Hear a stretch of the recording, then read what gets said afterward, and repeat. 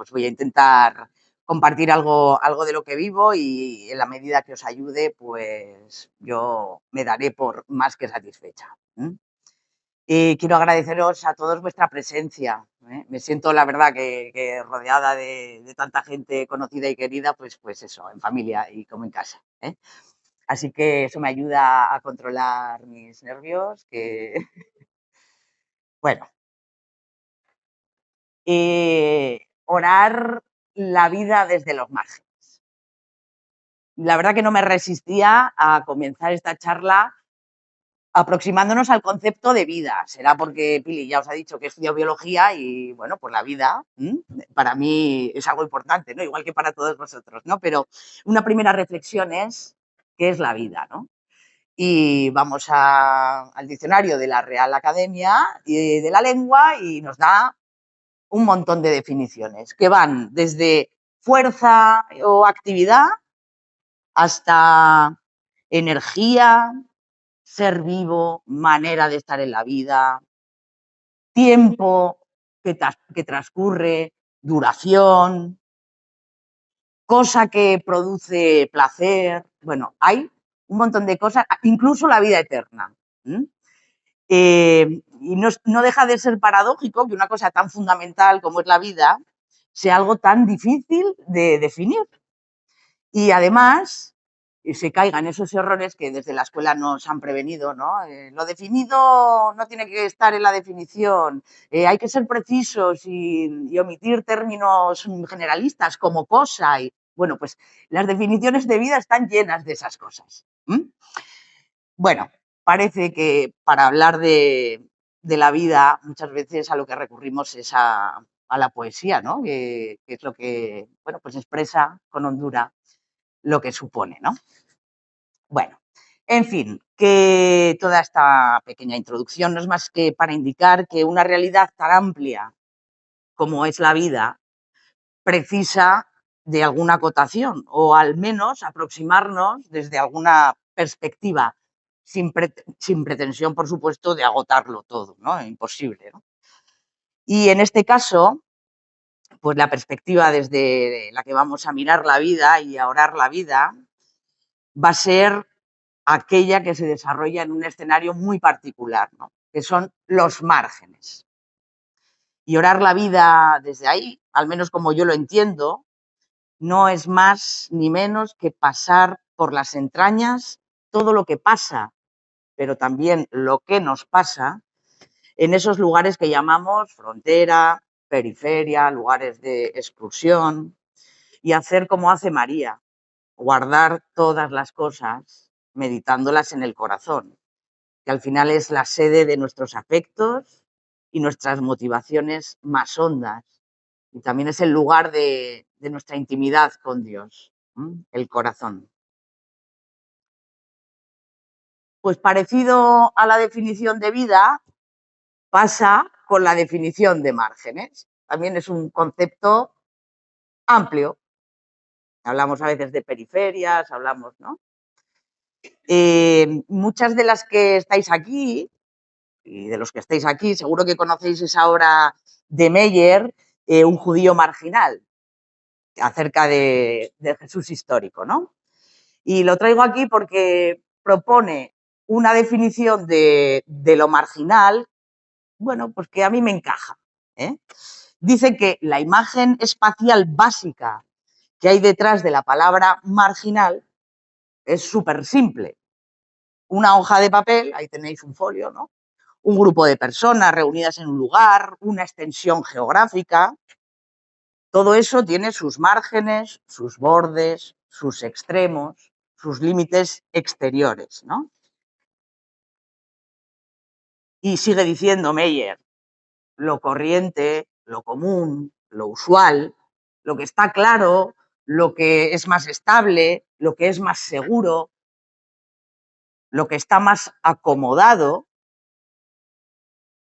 tiende a los centros, ¿no? Al centro, ¿no? La zona de actuación es el centro o es la parte principal, ¿no? Y sin embargo, lo extraño, lo inusitado, lo ambiguo, lo inestable, lo peligroso, lo pobre, aparece o es empujado hacia los bordes o márgenes de este espacio. A menudo, dice Meyer, la realidad marginal, precisamente porque está situada en el borde, se encuentra a horcajadas entre dos diferentes áreas determinadas, teniendo algo de ambas, pero sin pertenecer por completo a ninguna de ellas. Me parece que es una definición muy bonita de lo que es marginal, ¿no? Ya os digo, a mí me ayuda a expresar esto, ¿no? Los márgenes son esos espacios en los que aparece o a los que son empujados esas personas o esas situaciones por la lógica del descarte, ¿no? Que muchas veces imperan. Los márgenes son lugares que nos desinstalan, que van muchas veces a contracorriente de las dinámicas de poder, de las que tienden a acomodar, ¿no? Son espacios que a veces molestan, que inoportunan, que a veces asustan. Son realidades que muchas veces son invisibilizadas, son silenciadas, aunque muchas veces las tengamos ahí mismo, ¿no? Y muy cerca. Pero los márgenes son también los espacios y los lugares que Jesús transitó. Y son lugares, creo que cada vez más connaturales a una vida religiosa pues cada vez más limitada, a una iglesia, al menos aquí en Europa, pues que progresivamente va siendo eso, más marginal, y a la que le toca estar en el mundo sin ser del mundo, ¿no? Sin pertenecer al mundo. Nos toca, como creyentes, vivir a horcajadas entre los centros y las periferias. Y aunque suele ser inevitable no desplazarse, muchas veces no hace falta, ¿no? Físicamente, desplazarse, salir, porque en cada contexto, en cada comunidad, en cada congregación, en cada plataforma u obra apostólica, pues hay centros y márgenes, ¿no? Y orar desde los márgenes, lo sabemos todos muy bien, apela a un modo concreto de estar y de ser, ¿no? En la vida.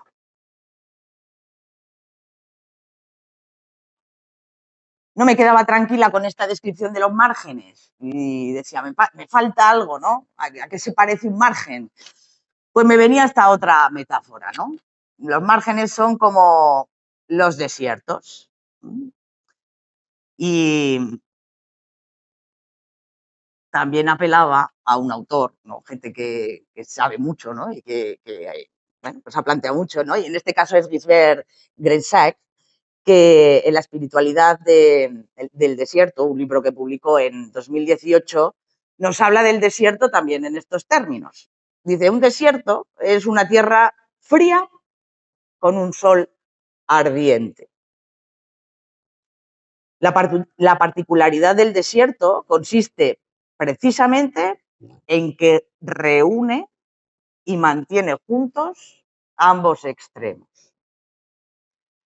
El desierto significa indisolublemente ambas cosas, calor y frío, esterilidad y vida, inmensas zonas sin agua y fértiles oasis, arena y piedra, llanura y altas montañas. Y la relación de todo ello se da en un equilibrio inestable.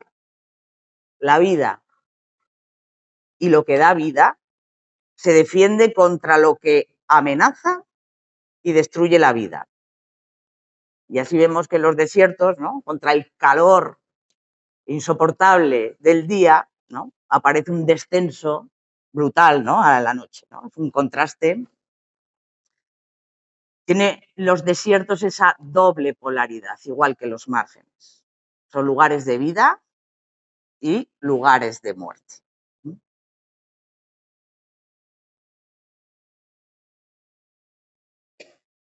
En los desiertos se ponen de manifiesto estas dimensiones opuestas de nuestra propia vida, ¿no? Trechos difíciles y combates fatigosos, desengaños y dolorosas despedidas, situaciones sin esperanza y esfuerzos inútiles, pero también libertad, entusiasmo, fascinación y alegría por los éxitos, aunque sean pequeños. Y más adelante este mismo autor dice, bueno, el desierto también es el lugar donde quedar expuestas, solos, desprotegidos. Y en última instancia, el desierto es un quedar expuesta ante un Dios pues que a veces también guarda silencio. Pues estas dos referencias, ¿no?, a los márgenes y al desierto, creo que nos sitúan bastante bien en las mociones que emergen al transitar por estas realidades, desde las que queremos contemplar el mundo, abriéndonos al Espíritu de Jesús y descubriendo cómo Dios las habita.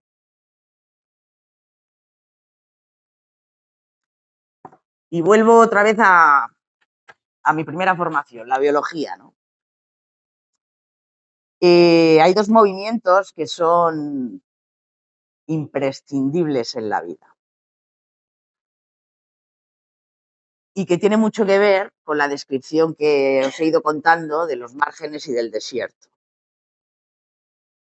Y hay una cuestión que se repite, ¿no? Y es ese equilibrio inestable que se da en la reunión de dos polos opuestos que se convocan y se reclaman los unos a los otros. Esta misma realidad se da en nuestra vida biológica a través de estos dos movimientos. Uno, la respiración, y otro, el latir de nuestro corazón. Ambos movimientos son absolutamente necesarios para la vida, pero paradójicamente los dos son involuntarios e indisponibles. No le podemos decir al corazón que se pare si queremos seguir vivos o vivas. No podemos dejar de respirar mucho tiempo. Son fundamentales y a la vez indisponibles. No los controlamos. Son constitutivos de nuestro ser y nos recuerda que la vida se realiza en ese equilibrio de contrarios, en el dar y el recibir, en el ensanchar y el contraer, en el incorporar y el soltar. Dos movimientos que apuntan a que todo depende de todo, ¿no?, a esa interdependencia de todo lo creado. Nos recuerda que la vida la hemos recibido, que se nos ha dado y que además nuestra vida se ha ido desarrollando y se sigue desarrollando en una historia de cuidados que damos y también que recibimos. Si no, pensad a cuánta gente, ¿verdad?, habéis cuidado, seguís cuidando, o cuánta gente os ha cuidado y os sigue cuidando. Traigo aquí estos dos movimientos porque cuando los hacemos conscientes, nos paramos a pensar un poco en lo que suponen y dejamos de darlos por supuesto, nos ayudan a hacer memoria de elementos clave para situarnos en la vida de un modo orante, de un modo contemplativo. Digamos que son, ¿no?, si estuviéramos en ejercicios, como preámbulos para la oración. ¿Y qué claves nos dan? Pues, en primer lugar, la respiración, ¿no? La inspiración supone reconocer que la vida y todos los dones, San Ignacio diría, de creación, de redención, los dones particulares, son un don gratuito, es algo que no es conquistado, que no es merecido y que, por tanto, tenemos que agradecer permanentemente. Inspirar también nos recuerda que venimos y permanecemos en las manos de un Dios Padre y Madre que es autor de la vida, ¿no?, como nos dice Hechos. Que nos recibimos de aquel cuya identidad, cuya esencia es fundamentalmente darse, y darse de un modo gratuito, incondicional. Por eso inspirar nos invita a vivir confiadamente la vida, a sostener la fe de que nada de lo que acontezca queda fuera del ámbito de Dios. ¿Quién nos separará del amor de Dios?, ¿no? Dice la carta de Pablo a los romanos. Expirar, soltar el aire, nos recuerda que la vida no nos pertenece, que no es solo para nosotras. Expirar nos invita a desapropiarnos, a caer en la cuenta de que lo recibido, que es todo, está llamado a ser entregado, ¿no? No podemos retener mucho tiempo ese aire que inspiramos. Pero es una entrega al modo de Jesús, al modo del Hijo, ¿no? Cuya identidad más profunda es ser acogida y cauce al amor recibido del Dios Padre, Madre. Sabemos que nadie da lo que no tiene. Más bien, nadie da lo que antes no ha recibido. ¿Y qué decir del latido del corazón? Bueno, pues también tiene esos dos opuestos, ¿no? Del contraer y el dilatar. Pero si lo traigo aquí es por otra cuestión. Y es que el corazón es el primer órgano, las que sois madres lo sabéis bien, es el primer órgano que se forma en un bebé, en un embrión, desde las primeras semanas de gestación, ¿verdad? En las ecografías, el latido del corazón es el indicador de que todo está yendo bien, ¿no? Con el bebé. Pues ser el primer órgano que se desarrolla apunta a que el latido de ese corazón se ha acompasado muchas veces con el latir del corazón de la madre, ¿no? Y esto ha pasado los 9 meses de gestación, pero ha pasado después, ¿no? Ahora se habla del piel con piel, ¿no? ¿Cuántas veces al niño, al bebé, le tranquiliza estar cerca sintiendo el corazón de la madre, ¿no? ¿Y esto a qué apunta? Pues yo creo que a la vocación más sagrada que tiene toda persona, ¿no? Que es latir con el otro, que nuestro corazón lata con el corazón del otro. Acompasar nuestro corazón con el de Dios, que está latiendo en el de nuestros hermanos y hermanas. Es así como hablar de compasión.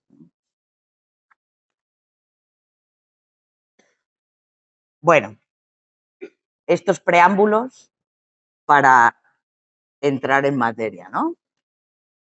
Orar la vida desde los márgenes. Veis ahí que he puesto una imagen del equilibrio que también me parecía sugerente, ¿no? Por lo que hablábamos antes de que estar en los márgenes es situarnos o estar viviendo a horcajadas entre dos mundos, por lo que hablábamos del equilibrio de opuestos, ¿no? Para permanecer en equilibrio hay que ir dando a veces bandazos. Pues en los desiertos, en los márgenes, los dos movimientos vitales, los equilibrios que hay que hacer en la vida, pues suelen ser más intensos. Porque allí la vida suele estar más amenazada, más expuesta, más despojada. En los márgenes se experimenta más la fragilidad y la impotencia. Y no me refiero solo a la ajena, sino también y sobre todo a la propia. En los márgenes contemplamos cómo las lógicas de poder y el egoísmo van dejando a muchos hermanos y hermanas pues en los rincones, ¿no? de la historia. Pero también en los márgenes contemplamos cómo la fuerza, el impulso, el sacrificio por sostener la vida es mayor que las amenazas de muerte. Basta con pensar en tanta gente, ¿no? Con la que estamos compartiendo ahora la vida en Níjar. También desde los márgenes, elegidos libremente, Ya sabéis que mucha gente no ha podido hacerlo, ¿verdad? Y por situarnos a horcajadas en esos dos mundos diferentes, es desde donde se puede conocer mejor la realidad. Personalmente creo que es desde donde se puede tener la mejor perspectiva para contemplar las dinámicas de nuestro mundo. Se ve mejor un bosque, ¿no?, entero si lo vemos desde fuera, desde un margen, que si lo vemos desde dentro.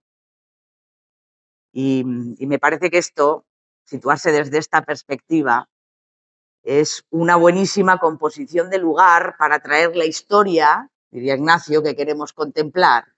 ¿Y qué historia queremos contemplar en nuestra vida? Pues a Jesús nuevamente encarnado. Y a mí esto, contemplar a Jesús nuevamente encarnado, me cuesta muchísimo hacerlo desde otros lados que no sean estos.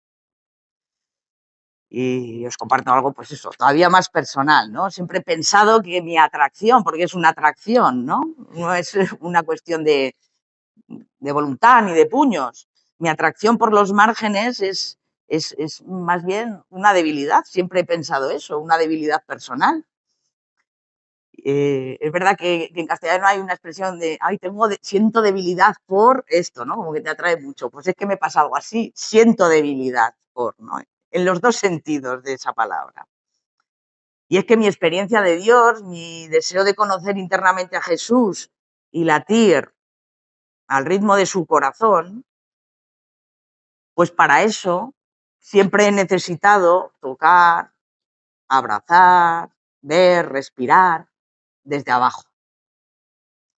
Es un poco la experiencia de Santo Tomás, ¿no? Si no toco las llagas de su costado, pues es dejar que mis sentidos se expongan a la vulnerabilidad y a la desprotección que se vive en los márgenes y que, insisto, también es la mía propia. Y me ayuda a reconocerme en mi justo lugar de criatura y me devuelve al sentido profundo de esos dos movimientos vitales que os hablaba antes. Me devuelve a agradecer la vida recibida, a vivir confiadamente, en gratuidad, a construir fraternidad, latiendo con el otro, a recibirme de Dios, a caminar con los demás, ¿no?, con los hermanos.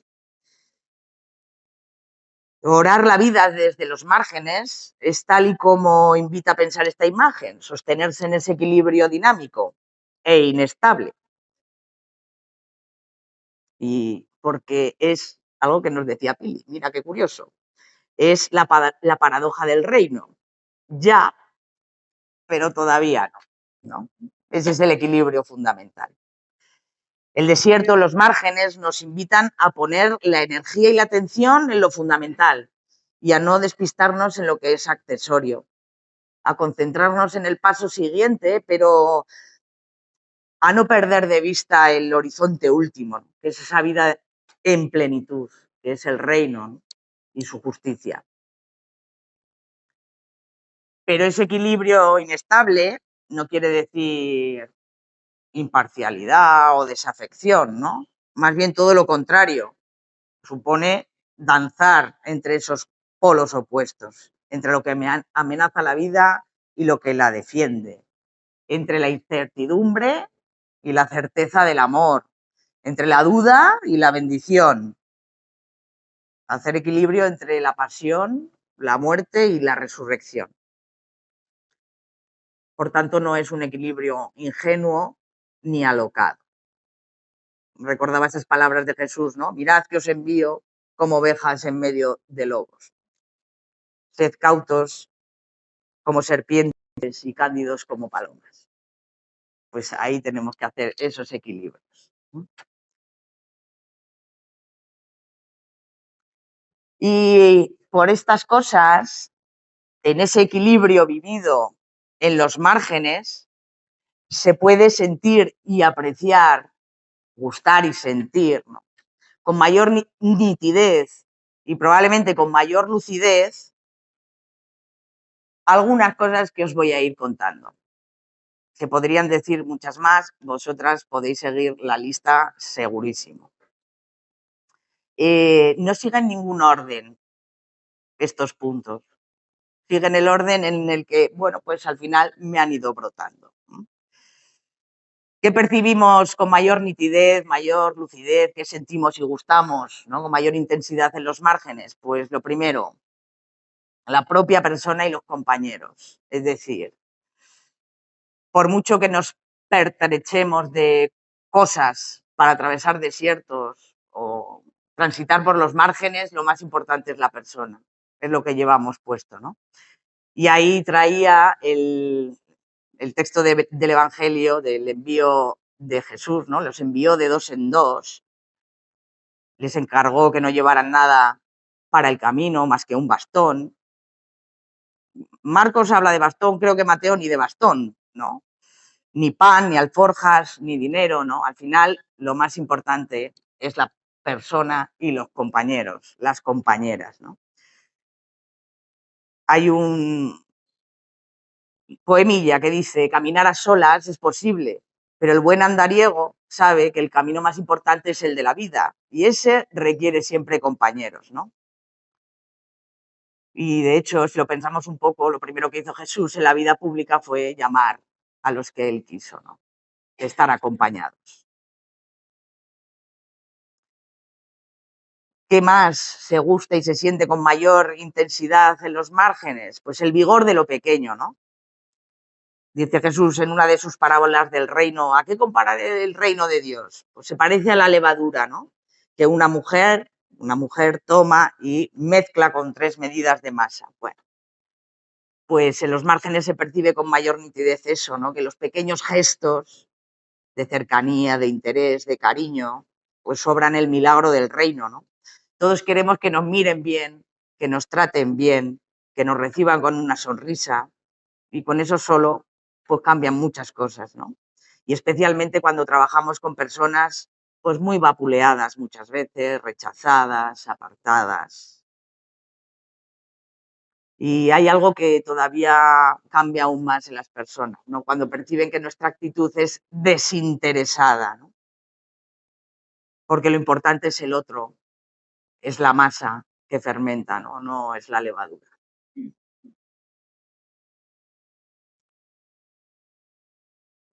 Otra cosa que se siente y se gusta, ¿no? Con más intensidad en estos contextos, pues es la generosidad de los más pequeños, de los más empobrecidos, ¿no? Llegó una viuda, ¿os acordáis de ese texto, no? Y echó unas monedillas. Y Jesús les dijo a sus discípulos: mirad, esta mujer ha echado más que todos los demás, ¿no? Porque ha dado de lo que ella misma necesitaba, ¿no? Pues cuántas veces vemos que en estos contextos los que menos tienen son los más generosos. Y son gestos, la verdad, que a mí por lo menos me desmontan, ¿no? Y sabemos bien que la realidad no se va a cambiar desde arriba, ni a base de decretos ley, ni de reformas de lo que sea, de extranjería, iba a decir, ¿no? Sino que la realidad se cambia desde abajo, desde la ayuda mutua y solidaria, ¿no? Desde ir tejiendo comunidades. En los desiertos, en los márgenes, en las periferias, se experimenta con fuerza también los límites de nuestra propia capacidad. ¿Recordáis ese texto, no? Que los discípulos intentan curar a un niño, ¿no? Que poseído por un espíritu y son incapaces, ¿no? Y le dicen a Jesús: pero ¿por qué nosotros no pudimos expulsarlo, ¿no? Y Jesús les dice: esa clase de espíritus, ¿no? Solo sale a fuerza de oración. Pues en cantidad de ocasiones experimentamos impotencia. A veces duda, ¿no? ¿Será verdad eso del reino? Y al final se nos remite a que no somos ni superhéroes ni superheroínas, sino que nuestra pasión viene de otro, con mayúsculas, que solas, sin el espíritu, nuestra fecundidad queda muy recortadita. ¿Qué más se experimenta en estos contextos? Pues la fuerza, os pongo ahí, centrífuga del centro. En el Evangelio de Marcos, después de que Jesús cura a un leproso, se nos dice, de modo que Jesús ya no podía presentarse en público en ninguna ciudad, ¿no? Sino que se quedaba fuera, en despoblado. Pues sabemos, ¿verdad?, que un criterio de verificación de nuestro estar situados evangélicamente es el hecho de recibir críticas, asumir consecuencias incómodas, y esto a veces pues choca con nuestras tendencias a ser más diplomáticos, a ser más cautelosos y cautelosas a la hora de denunciar. Pero es inevitable que esa fuerza centrífuga de los centros pues tienda a salpicarnos de algún modo. Y no estoy pensando solo en administraciones públicas o en poderes políticos, ¿no? En cualquier institución.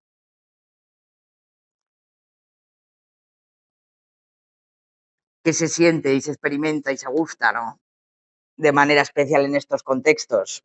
Pues la alegría, ¿no?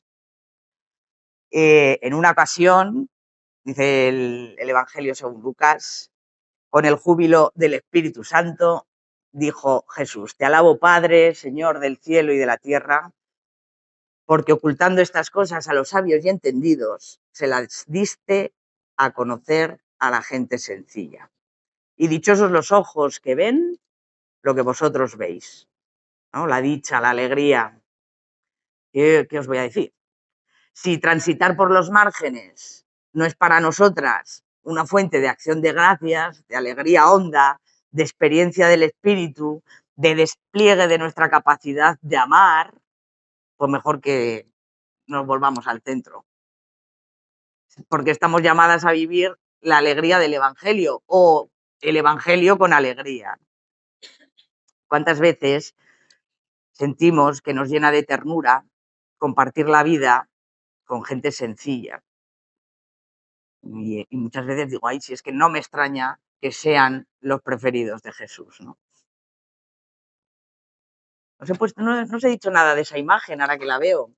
Esa imagen es muy querida nuestra. Responde a la experiencia fundante de nuestra fundadora, de Juana. Expresa la noche en la que, bueno, pues se gestó la compañía, es la noche del Cister, ¿no? Ahí hay un cambio de luces, un tránsito de la oscuridad a la luz, ¿no?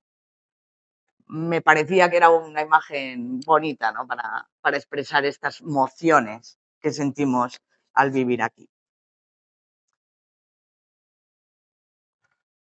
Voy acabando, ¿eh? Ya esto, hasta 12 he llegado, ¿eh? Vosotros ponéis el resto o sumáis a las que queráis. ¿Qué se experimenta con fuerza? Pues la necesidad de intimidad con Dios, ¿no? Jesús se retiraba a orar a lugares donde no había nadie. En los desiertos escasean los puntos de referencia y nos cuesta a veces orientarnos en la vida, ¿no? Y si no estamos orientados, no caminamos ni confiadamente ni libremente, ¿no? Y para nosotros, para los creyentes, para mí, esos puntos de referencia son los tiempos de soledad e intimidad con Dios, de dar vueltas en el corazón, ¿no?, que os decía, de experimentarse abrazada, querida incondicionalmente, sostenida por el que es amor sin límites y junto a mí sostiene al resto de la humanidad, ¿no? Y además qué bien nos hace cuando compartimos esta experiencia con hermanos y hermanas, aunque sean de otra religión, ¿no? Cuando les vemos orar.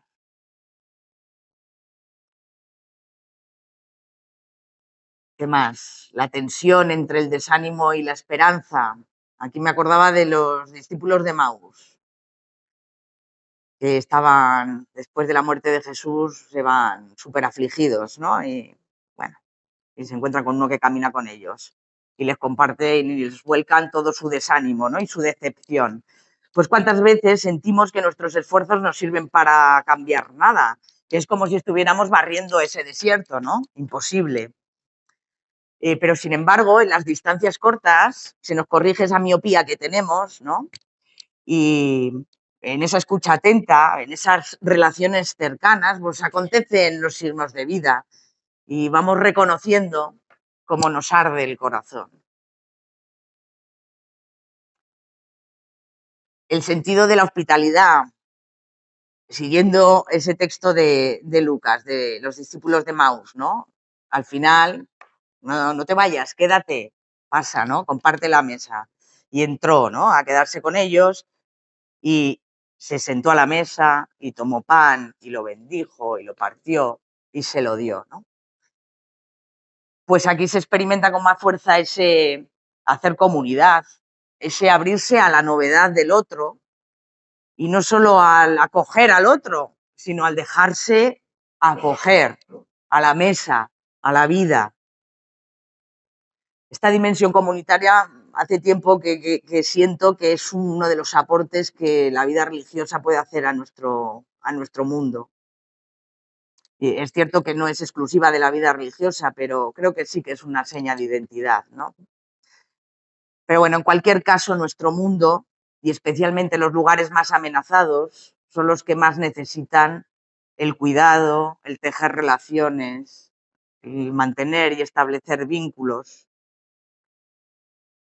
Y a veces cuánto tenemos que aprender nosotras, ¿no? De esas puertas abiertas, de ese té compartido, de esa chabola, ¿no? A la que te invitan. Bueno,